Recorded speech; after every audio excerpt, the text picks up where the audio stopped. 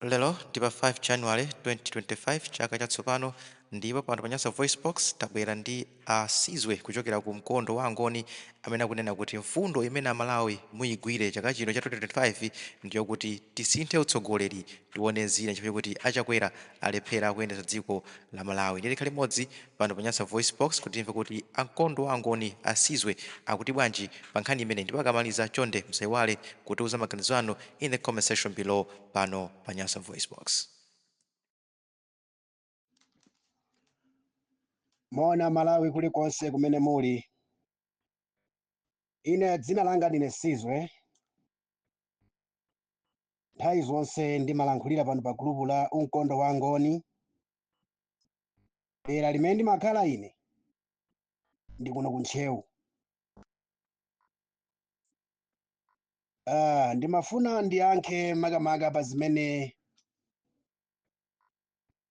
m'dziko muno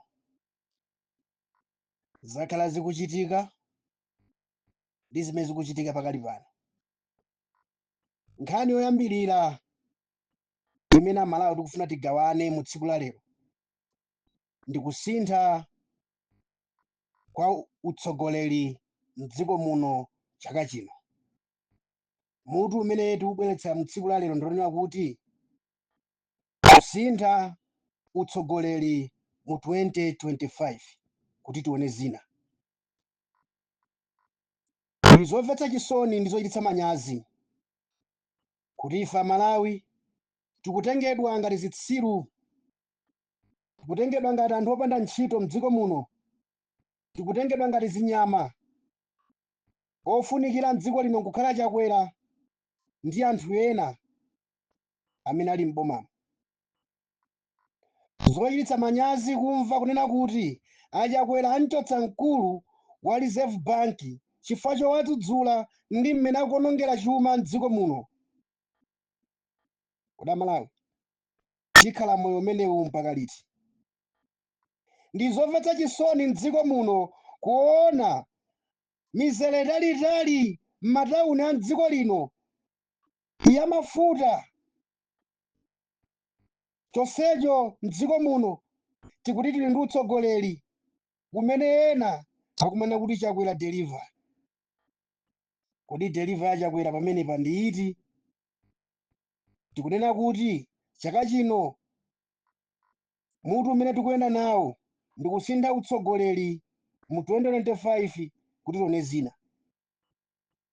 Amalawi tatopa ndi utsogoleri umene tikuona pano. Atupele Muluzi adanena achakwera sadakhalepo nduna, sadakhalepo purezidenti, ndipo sadziwa chilichonse, ndipo sangathe kuyendetsa dziko lino. Kodi Atupele Muluzi mawu amene adanena kuyikira ndamanga yotana Malawi mu tsiku la lero?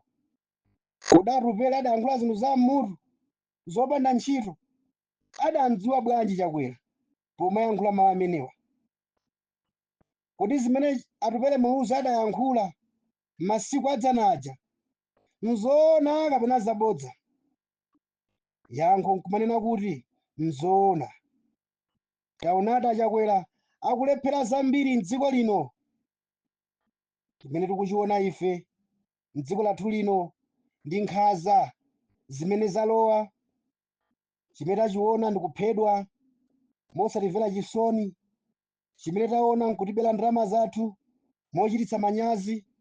Chimene taona nkusokoneza china chilichonse m'dziko lino. Kodi chimene chakwera akufuna akakamire pa mpando n'chiyani? Chakwera waonongera imfa yachilima ili m'manja mwake. Ichi n'chimene chakwera chikumpangitsa kuti akakamire ndi manganya kuti adzapitirize kulamula dziko lino chifukwa cha imfa ya Dr. Saulos Chilima.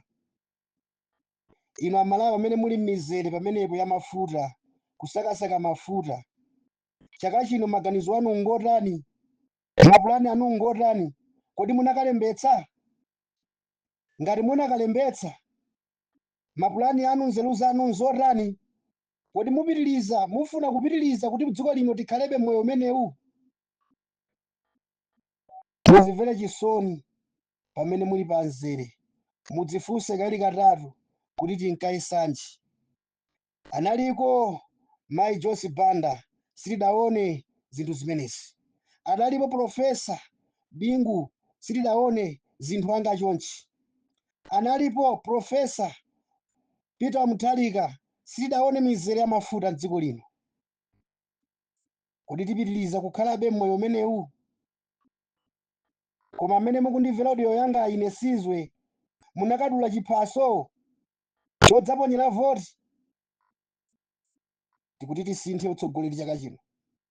Mapulani anu onse amene munali nawo achakwera ndi anthu anu ife taadziwa. Awo mkondo wa Angoni ife taadziwa. Ndipo ifenso tinali nawo athu mapulani komoposa anu. Ndikufuna ndiyankhule ndi ku Malawi Defense Force kunena kuti inu asilikali ena musangalala ndi utsogoleri wa achakwera, ena simusangalala ndi utsogoleri wa achakwera. Ndimafuna ndikuwuzeni kumene muliko kanda apolisi musadzionetsere mbali, mudzionetsere mbali pa nthawi imene tidzangu pomaliza kuponya voti. Tikufuna kunena kuti mapulani awo amene awayika achakwera ndi anthu awo ofuna kupitiriza dziko lino, eni ache amene akhoza kutichotsa m'manja mwa anthu amenewa mu ukapolo umenewu ndinuti asilikali a Malawi Defense Force. Kodi asilikali a Malawi Defense Force mukapita kumamidzi kwanu mukuona kuti anthu akumudziko ngolemera ngosauka, chikusangalatseni nchani kuti wina wake amene walemera wakudyerani misonkho yanu kuti akulembeni ntchito yoti mudzachitira anthu nkhanza ncholinga choti apite okhala pa mpando ndi kuti mulipulumutse dzikoli ndi kuyikapo munthu wina wokuti adzachite zinthu mokomera aliyense, chikusangalatseni nchani?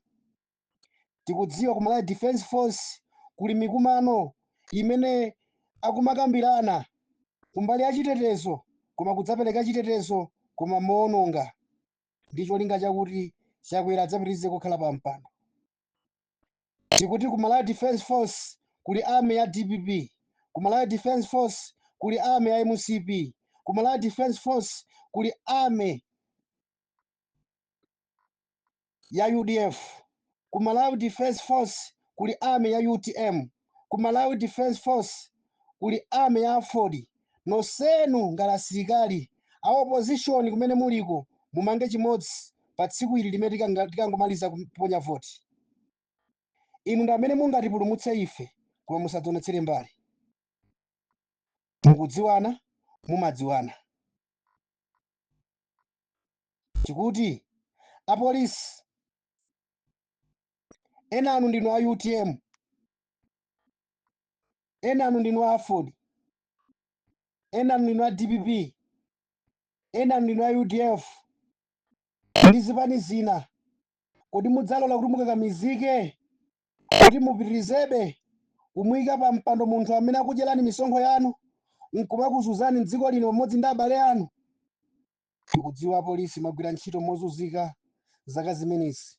Tikudziwa ame athu yagwira ntchito mozunzika chaka chimenechi. Singalole zopusa zimene komanda akubweretsa ndi chakwera kunena kuti adzagwiritse ntchito mphamvu zawo kuti chakwera adzapitirize kulamula pa mpando. Ifetu zatipeza, ndipo ife kuno kumangoni ngati angoni amene tikulira imfa yachilima pakali pano, tikufuna tikutsimikizireni kuti 2025 unoyo tibweza imfa ya malemu chilima. Mufune musafune nangati chakwera apitirize kukhala pa mpando.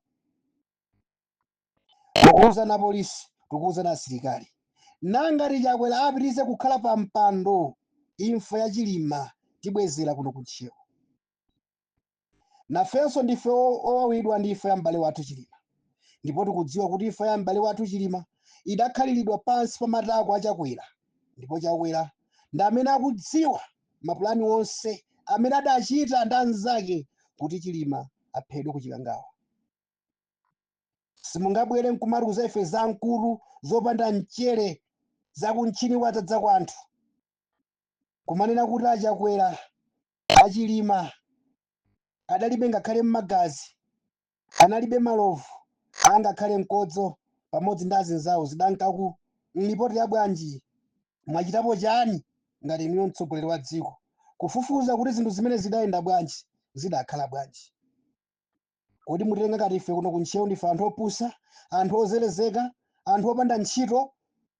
Wina mdziko muno alira chaka chake ndi chino, tineneretu pano kuti wina afuna asafune alira chaka chake ndi chino. Pa ntcheu simudzadutsa moyo wanu wonse, tufuna tikutsimikizireni. Pa ntcheu simudzaponda, ndipo pa ntcheu tipanga yathu ame, ndipo tilowa dziko lonse lino la Malawi kufikira anthu apulumutsidwe adzadziwe choona chimene chidapha Bien. Musakopeke ndi zimene manganya akuchita. Manganya watumidwa ndi cholinga chakuti akuphimbeni. Manganya limodzi ndi achakwera, ndipo manganya akudziwa bwino lomwe za imfa ya Bien achakwera.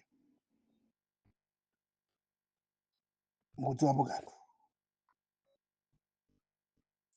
Bien mnyamata wamphamvu wamasomphenya, sitingamuluze ife kuno kuntcheu kuti wina ndi asilikali ake amene watopa nkuwadyera misonkho yawo adzapitirize kulamula pa mpando. Sizitheka. Mana bero muthalika mwasankha moyo kapena imfa, muli mbaliti. Ngati mwasankha imfa, dzavomerezeni kulengeza mukakamizidwa. Ine Sizwe kuno kuntcheu.